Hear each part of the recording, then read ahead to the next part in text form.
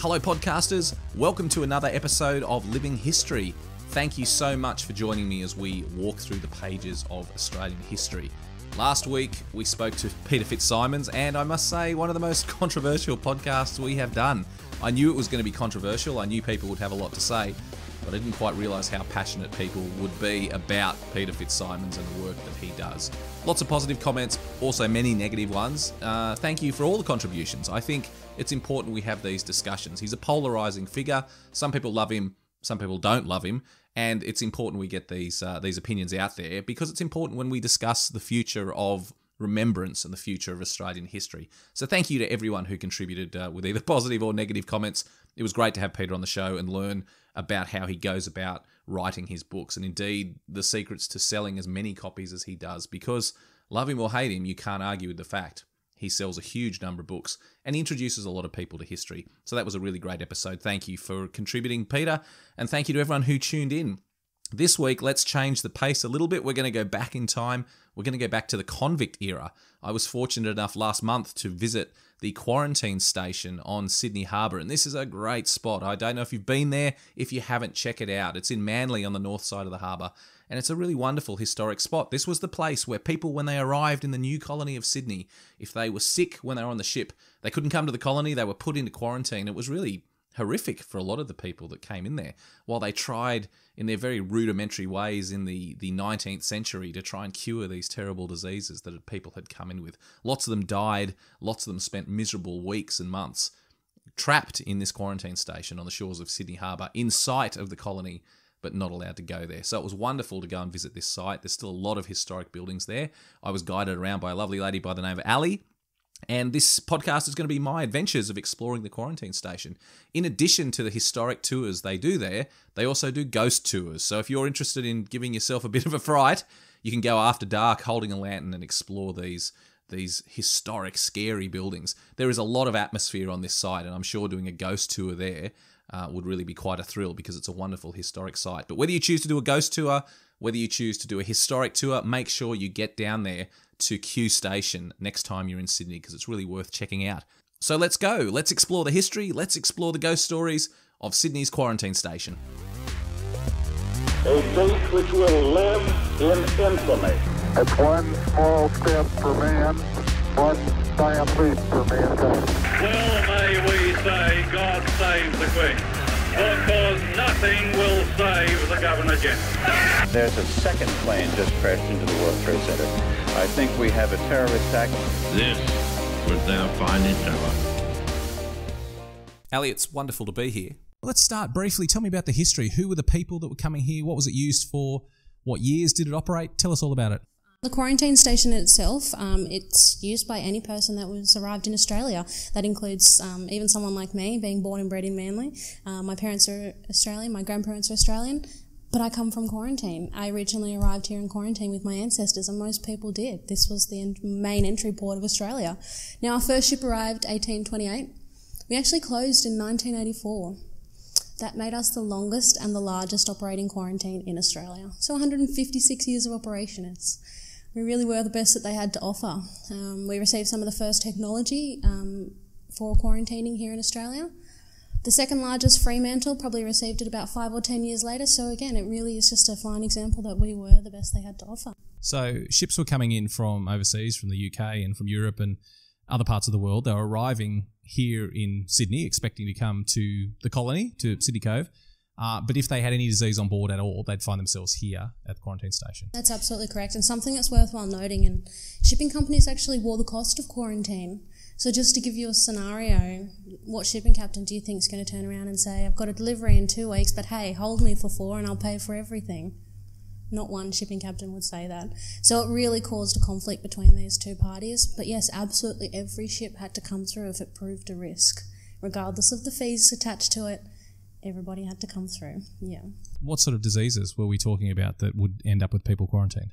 sure. So any diseases from, Black Plague, smallpox, typhus fever, of course the Spanish influenza pandemic, that would be one of our largest influx we would have had here. You would have seen tents every which way possible. But really the diseases could vary. From an earlier date, unfortunately all you saw was fever, and fever. And that's just a reflection of the lack of knowledge that they really had about this site and even the diseases. I think that's really important that every disease came through here at the time because they just didn't know anything. If they could be proved as ill, they certainly would come into quarantine. And how long would people be expected to be here for? So I mentioned my ancestors arrived here. Now, from a very early period, all they knew was a translation of Italian word called quarantino, excuse my pronunciation there, but that translated into 40 days. So when my ancestors arrived here in 1841, now again our first ship arrived 1828, so about 20 years later, not too much progression in the quarantining procedure. But when they arrived here, they would have been sort of between sick and healthy. They would have been given rations, been told to set up a tent on the beach, and left for 40 days. It wasn't until about the 1900 period where they realigned the Quarantine Act, and they said, hang on a minute, typhus fever, we don't need to have 40 days for that. We'll set them aside for 2 weeks. We know that by then. So as you can imagine, the quarantining process was a tenfold when that happened. Shipping companies were cheering that they didn't have to pay for those 40 days. That meant, though, however, from those early periods, my ancestors, for example, after the 40 days, the doctor would assess them. If they needed to go into quarantine again, they actually completed their 40 days again. It was just a set time of 40 days, so really gruesome and probably quite daunting, really. The hardships here must have been unimaginable when people come in. If half of them are sick, it must have been a really terrible time for the people here. I assume they were locked in, they couldn't leave. With people that had terrible diseases, this must have been a really horrific time for new arrivals, especially after a long sea voyage. You are absolutely right, and it's probably one of the reasons why we're so popular here with our ghost tours. There is so much energy and emotion attached to this location, and I dare say it's exactly what you said. They're locked in. They were put on a beach. There were high fences. Yes, they couldn't build past the high fences, but nobody was daring enough to wander into the water to attempt to escape. So you're absolutely right. They were locked into one single location. We are a slice of heaven here most days, weather-wise, but I do have a saying that if a storm hits Sydney, it comes in or out of the heads. You're absolutely right. This probably would have been a very, very horrible location to be at, particularly when you're just trying to start a new life in the colony. And I assume that a lot of the people coming in with terrible diseases didn't make it out again, didn't ever make it to the colony. How many people died in this place? Good question. So 582 deaths is all that we have recorded here. That in itself is extremely inaccurate for 156 years of operation. Now, those deaths actually start in 1881, and 1881 was unfortunately the year where our superintendent managed to lose all the records. So the death records really don't reflect what happened here at the quarantine station. Now, there's an approximate number of 1,600 ships that came through here. Well, it sounds fascinating. Should we go and check it out? Absolutely, let's go check it out. Well, we're about to go through a doorway into a dark and fairly Spartan room. Where are we heading into now, Ali? So we're heading into the gas inhalation chambers. Now these were... Sorry, did you say the gas chambers? Gas chambers, that is correct. Now these were installed in 1917, so they reflect the Spanish influenza pandemic. Now, exactly as I just mentioned, it was a pandemic that took the world by storm. Nobody was ready for it. Even the quarantine station didn't get enough warning. This building in itself was actually originally the stables, or where they kept the hay for the horses at the back of the wharf. On the exterior of the building, you can even see the 6-foot sheets of metal. They weren't even ready to cut them. They had to put this building in a quick and fast pace. Now, the way that they operated this was similar to an autoclave or an autoclave. Our autoclaves have only just been installed here, so you can really see where they got their inspiration from. The general intention was to dry out the gentleman's lungs in reverse of the Spanish influenza to flood the lungs. Now, they actually added a 1% of zinc sulfate to steam. They would probably fit about, it's quite a loose term, but anywhere from 30 to even 70 men in this building here. That's very tight quarters. So let me get this straight. They were offloaded from the ship. They said, you guys have got influenza. And they were herded into this tiny little room that had formerly been the stables and then effectively gassed with a combination of steam and other noxious chemicals. Did that even work? Unfortunately not. They later found out it was actually carcinogenic to these poor gentlemen. But again, I suppose it just reflects the lack of knowledge that they had about these infectious diseases. It really does tell a story here in this, and you can imagine even with this little gap you've got here on the left-hand side, you can see that a doctor would have popped his head in there, seen the gentleman. We've actually got an account of it, one of the soldiers that came through here, and he actually says that if you didn't have Spanish influenza prior to getting in this building, you certainly had it as you were coming out. It's terrible to think, especially these are returning soldiers from the First World War. They're coming back after everything they'd been through on the battlefields, and now this is the reception when they get home. It's really just horrific. You're absolutely right. Even a carcinogenic to our poor veterans at a later date is, it's a series of unfortunate events here at quarantine, and it really just does come back to that lack of knowledge that they had. They really took the best idea that they possibly could, and this is a reflection of that. Wow, look at this room. Just to describe what I'm saying to people, imagine a huge baker's oven, I guess is the best way to describe it. We've just walked in this room. There's tracks going forward leading to these huge machines with massive heavy doors on them and some sort of, looks like a steam apparatus on top. Ali, where are we standing and what are these machines used for? These are the autoclaves. They are really very special machines to the quarantine station. Top-of-the-line technology is the best description that you can give for these. What era are we looking at here? Sure. So these were in the contract went out in 1912. They were sent. The contract was sent to a British company to manufacture the cast iron, and that was then sent over to Australia. They were installed and in full function by 1917. Now these machines run in two different types of functions, but again, I cannot emphasise top-of-the-line technology. An autoclave was invented in 1880. So that's almost 30 years later that we got this top-of-the-line technology. We were the first quarantine station to receive this type of decontamination for luggage in Australia. So that's what it was used for. It was used to, I can see you've got examples there of old trunks and things actually in the autoclave. And I should say to everyone to check the Facebook page to see photos of this, but you've got luggage going into the machine, and what happened to it next? Sure, so two different types of functions. You'd have a steam, which would run for about 15 minutes at about 112 degrees, and a formaldehyde gas for anything that couldn't be steamed. You can imagine the conditions in this room here with the formaldehyde gas. But the general intention with these machines was to sterilise, was to kill the vermin that were spreading these diseases. That was something that they knew at the time. And what better way to kill an uncontrollable bug?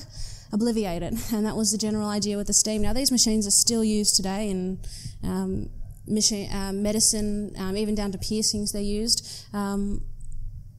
Just really special machines here. Now you can imagine the condition that some of the clothes came out in. Yeah, that was going to be my next question.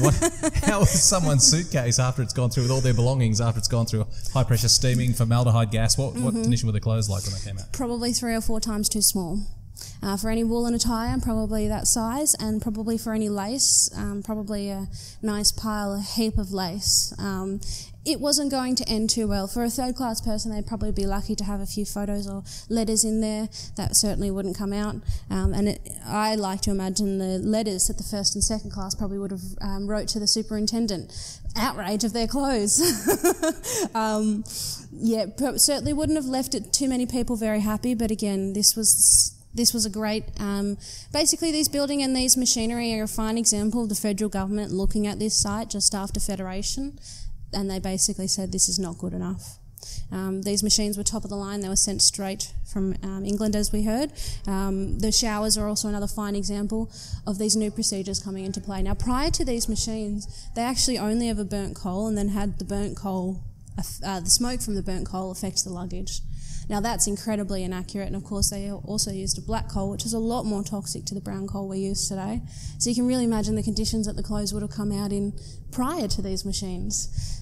Ali, this whole site, I mean, we're standing here, it's like a giant factory, but it's a factory for processing people. And I know that these were desperate times. I know that the risk of disease in the colony would have been disastrous, so they had to do something to quarantine sick people from the rest of the population. But this is pretty barbaric. I look at this, the room we've just been in where they were gassing people. We've got these huge machines that are spraying toxic chemicals onto clothing. I mean, this is a pretty barbaric way to treat people when they've just arrived. It absolutely is, and particularly for the first and second class people, anything that was to follow order was very much out of the norm. It was actually the reason why the federal government had to come forward and change things, because you were welcoming these newfound people into the country, this first and second class, probably of quite a high status. Now, they certainly wouldn't be accepting any of these type of machinery or operations or anything along those lines. These machines, we were the first to receive them in quarantining in Australia. The second was Fremantle in WA, but that was it. It pretty much ended after that. So you're absolutely right. It was probably a very barbaric approach. The important question looking at these machines is, did it actually work? Did this have the desired effect? Did it kill the vermin? Yeah. Did it make anyone safer? It actually did. So I mentioned those 582 deaths here at the quarantine station. Now, 2 deaths were recorded after 1920.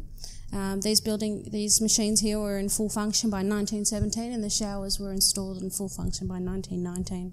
So it really was a reflection to say that the federal government came forward and they made the right decisions. 2 deaths occurred after that, so all these systems were working. They were pretty harsh, but they did work at stopping correct. people from spreading the disease. Absolutely. That's the thing that strikes me. It doesn't strike me as this is not for treatment, is it? This is not a place where people came like a hospital where they came to be made better. This is simply a place to lock them off from the rest of us and to see what happened. Some would survive, some would die, and the ones who survived would then assume to be well enough to be put in with the general population. Is that a fair assessment? Absolutely, and I think even the view that we have from this site is an example of that. The distance from the colony, to us it's a half an hour ferry ride, but to them it would have been 2 or 3 days via walking without our beloved bridges. You're absolutely right. It was a way of blocking them off without them even having an ability to affect the colony before they arrived. So obviously we're in the shower block now, Ali, and I assume this was for more than just general cleanliness. What went on in here? Yeah, sure. So this was the decontamination or sterilising of a human. So we were actually the first in Australia to receive this type of technology to decontaminate a human, and how they did that was with the carbolic acid. Now, carbolic acid was quite a well-known ingredient at that early period when this was installed. Even if you're familiar with Lifebuoy soap, quite a well-known soap at the time, it was a common cleaning item. This was the first time it was introduced to decontaminate people and to be used in a solution. Basically, the idea was people were to shower and completely drench every part of their body, that included their hair, and again, it was to kill the vermin. Same ruling, what better way to kill an uncontrollable bug? Obliviated. Spray it with acid out of a shower. Spray it with acid, pretty much. Even at the time of 1919, that's quite unheard of for people to be showering. This was a very out of the norm experience for them, let alone having carbolic acid pouring down with lovely hot water. So as you can see, this building is quite daunting. It's certainly got quite an overwhelming approach, I suppose you can say. First and second class, they would have had to follow this procedure, and as I mentioned, we were very large-scale quarantine. Every single person had to follow this. I can personally see quite a few first-class ladies shutting down this whole building. I will run this by myself. If you want me to do such a horrible experience like this, I'm going to do it on my own accord. This is another example of the federal government coming in and showing them this is now how things are going to be done. You can also see, even down to the aesthetics of this building, in comparison to the third class, it was to please people. It was that general idea, although it was out of the norm, asking people to get changed. You can imagine a poor first-class lady trying to even undo her corset. She doesn't know how to do that at that time. She's probably writing the letter to a superintendent in her head, I know this person, and how dare you make me follow this kind of procedure. It was really quite an exposing procedure again, just they weren't used to showers. The first section, they'd be told to take off their clothes. Second section, they would, of course, have their shower. And the third section, they would have got changed. So there's 2 different ideas that we bring forward when it comes to getting changed, just due to the lack of knowledge or records that we have here at the quarantine. So whether they had a schmock provided for them, you can imagine a first-class lady was probably quite not happy to be wearing a schmock in public. And then, of course, the other idea is that the shipping company set aside a pair of clothes, had it decontaminated for you prior to arriving. That's quite a costly experience for any shipping company, and you can imagine a poor third-class person doesn't even have a spare pair of clothes to take off their back. This room is, as you say, it's daunting. It's a bit eerie. It's reminiscent of a concentration camp. I imagine on a ghost tour, this must be a fairly central focal point for people that are chasing ghosts. It certainly is, and unfortunately, you've spoken to a history tour guide. I draw the line very quickly when it comes to the ghost tours. But there's certainly a lot of activity that happens in here. Ignorance is bliss is my approach to that. But there's so much energy, emotion that's attached to this location. You're absolutely right. How could somebody not walk through here and have emotion and even that fear attached to their experience here? And I think some of that is entrapped within the building. Yeah, it certainly has a story to tell, to say the least. Obviously a hospital ward, Ali? Yes, that's correct. Tell us about when is this, what era is this from, and what sort of treatments went on in here? Sure, so this is the first class ward that we have set up. This is dated anywhere between the 1870s to 1890s. So this is quite a very early period for the hospitalising. Now at the quarantine station, you really would have only seen one building through that time, and this is trying to re-replicate that first class. So you can see the beds are quite well spaced out. Each one has a lovely fishnet. The doors and the windows would have been flung open at any time due to the theory of miasmas, an attempt to get these people better. So tell us about, I've heard about this before, the idea of miasmas, that there's some sort of airborne particle that's responsible for most of the diseases. Tell us a little bit more about that, and how was treatment applied in rooms like this one? Sure. So the theory of miasmas, it was quite basically once one person got onto it, everybody else joined onto it. You're exactly correct. These sick people had these germs or these miasmas hanging around them. Now, should you build a hospital on a lovely breezy hill like we are here, and you open up all the doors and the windows, you'll find that constant breeze will pick up the miasmas and will fly them away. People will get better. That was the general the thesis. So you can really imagine this whole ward with doors and windows flung open at any given time. If you had an infectious disease and that southerly came rolling through, you probably wouldn't be too happy about it. So that's certainly one approach that they had about the diseases, but you could have seen garlic and onions throughout this room, even leeches being applied to fever patients. It was any which way possible they could explore. I love this idea of miasmas and taking the airs. People always talk about taking the airs. Fresh air was considered this idea that would help cure all ills. And I suppose that makes sense when you think about the big industrialised cities at the time, Victorian cities like London, for example. It was a very closed-in environment, lots of coal smoke everywhere, dark and dingy. So I can understand why the idea of fresh air was going to make a difference. Obviously, the whole idea of miasmas has been, is absolute rubbish. We know that. We know that now. Yeah. But you're right. This whole room is set up for airflow, and there's huge radiators in the middle of the floor, which I assume is to keep the place some way warm when all the doors and windows are flung open, even in the middle of winter. You're absolutely right. And I really think it kind of represents that by these designs being generic all around for that same time period. They were all based off the theory of miasmas. It was all that intention that this is going to work. Now, what's really interesting, I find, is the theory of miasmas has still moved down in generations. My grandma will still open up a door and a window if I'm sick. Fresh air is good for you. And it's moved down through that far. You are absolutely right. Even vitamin D, not sure if you've ever seen that photo of the baby sitting outside of the window in the crate. Yeah, exactly. That was based off yet another theory. Pop the baby in the sun. It'll be good for it. Tell me about the medical people that worked here, because I imagine being a doctor or a nurse in a quarantine station, was that a job you volunteered for? Were you just forced into that career? I mean, this would not have been a desirable job in medicine. How did the medical staff end up working here? Yeah, very good question. From very early on, you actually could have seen doctors being tricked into coming here.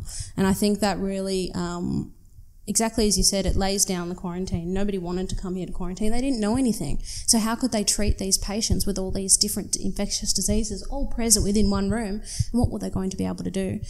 Just to give an example, if as early as about 1840, if the doctor on the boat was present, perhaps he would then be the doctor here at quarantine. Now, he could have very easily been tricked into staying here once you were on quarantine land and you were contaminated as such. That just kept going. You were never considered as decontaminated. That's the doctors as an example. They really did have to be tricked. They were allocated at a later date. There were probably quite a few thinking, I can do this, I can go and help them. But the nurses were a complete other end of the spectrum. Through the Spanish influenza period, 49 nurses were allocated here to the quarantine station, but 27 of those volunteered their time. So wow, that's remarkable. That is really remarkable. I think that goes to say just the type of women that they were at the time. Now, most of them would have had a religious background, and unfortunately most of those lay resting in the third cemetery. But it really just goes to show the type of women that they were and the type of job that they would have had. You can imagine even in this ward, bringing it back to that time period, a doctor simply would have come in each day, said same Still the same. Nurse, please tend to this patient. It really would have been the nurse that would have run this site. The cooking, the cleaning, running the boilers. They would have run the hospital like the back of their hand. They were a very instrumental part of the quarantine. It doesn't strike me as a place where you get particularly good treatment. I mean, it's relatively comfortable compared to some of the other places we've seen, but I can't imagine you get particularly good treatment in a room like this. I think, again, it's a room of suffering is the way I see it. You mentioned that the quarantine station was running up until the 1980s, but obviously by that stage we knew that we didn't have to lock people up and, give them airs and all those sorts, and spray them with acid to try and cure their diseases. Yep. What was the station being used for later in its life? Sure, so it was a federal government site, so they did use it for any emergency relief situations. You saw it being used for the School of Artillery, which is based on the other side of North Head. They also used it for any vacant land. The Women's Intelligence Force trained here. There was word that it was used for prisoner of war camp. I'm a bit sceptical of that, but still worthwhile presenting forward. Yeah, that one seems unlikely, but you never know. But, bring that forward anyway. But jumping back to those emergency relief, you saw Cyclone Tracy hit Darwin in 1974. Victims were actually brought here to the quarantine station just because it was vacant land. It was rooms that they could accommodate while temporary homing was found for them. And, of course, at the end of 74 and 75, you had the Operation Baby Lift, which was a humanitarian act participated by quite a few countries around the world, really. Australia was one of the first to actually get the children into a jumbo jet and up in the air. Once they arrived here to Sydney, they were split into 3 different categories, and one of the categories was brought here to the quarantine station. Where were those kids coming from? Sure, so they were coming from Saigon. So it was the fall of Saigon at the time. There was a general idea that these children were in danger and there was a need to adopt them out, to get them out of that current situation. America took 2,000 to 3,000 children. Here at the quarantine station, we held 115, which was out of the 215 that Australia took in total. Huge parts of Australia's history right here in this room where they would have been cared for. In the building you see in the far corner of the hospital as well, the one that burnt down, would have been their primary location where they were cared for. But again, 115 orphans being cared for, doctors, nurses, mothers from all around volunteering their time. 3 adoption agencies at the top of the site, the private, the Anglican and the Catholic. They ran 24 hours a day just to adopt these children out. Huge parts of Australia's history right here. Okay, this is a confronting room now. This is the morgue, I assume. We're standing here. Again, go to the Facebook page to see photos of this, but this is confronting. There is a huge slab in the middle of the room. There's what I assume is not a real body covered by a sheet, but something that certainly looks very much like it. Ali, tell us all about this room. Sure. So this is the morgue, or the mortuary of the quarantine station. Now, there was a morgue pretty much as soon as the quarantine station opened up here. I believe that they did have an understanding that it was something that they could research here and something they could learn from. This building that we're currently standing in was built to the same period as the wharf, so that red brick design from about 1910 to 1920. This was actually the first design in Australia to have that split window, which is still used today. So again, top of the line technology when it came to these. Tell us about the window. So there's a second room beyond us, and there's a big glass. There's a big open window in the wall. Sure. What's the story? What was that used for? So when you think of a morgue, you think of one gentleman probably cutting up the body and passing organs through to another gentleman through that window to the laboratory as such. Now that's a very generic design, and as I mentioned, we were the first to receive this design. Prior to this, that poor gentleman would have cut up that body and simply walked outside and came back into the other building to the laboratory. So it really was that easy access. But as you can see through there, it's really quite daunting in itself. One of our most popular buildings for the ghost tours. But you can really even see some of the jars and even some of the procedures that they would have had in attempt to find out some information about these infectious organs that they were holding. It's really quite gory when you think about it. That window, it looks like a shop assistant's window where you'd collect your hamburger or something, but instead they're passing parts of a human through there to be analysed on the other side. Again, it's basic, it's brutal. This was not a good time to be sailing out to the colonies and to get a bit of a sniffle when you're on the ship. This is not where you want to end up. Absolutely not. And I'm glad that you said that as well. Coming into the harbour, as you can see with this table in front of us here, you actually have gullies and sections where blood and organs actually would have piled down these sections. Now, the most gory part of it really is they'd connect through to this pipe, and that pipe leads straight to the drain.